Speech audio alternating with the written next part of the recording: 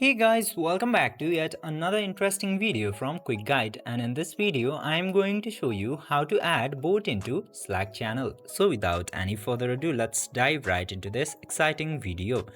In order to add a bot into your Slack channel, you just simply have to open your Slack application at first. Then after that, you just simply have to open any of the channel where you want to add bot and then click to channel name. Then after tapping into there, you will get the option of apps into here. Just simply select that apps option and now click to this plus button at the bottom right corner. And from there, click into this widget app directory option and then go to this page. Now into here, you will get bots option at the very last.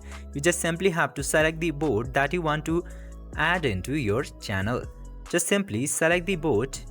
And then after selecting the bot, this add to Slack option will appear. Just simply tap into add to Slack option and click to allow button. And then after doing this very easy steps, your bot will successfully be added to your Slack channel.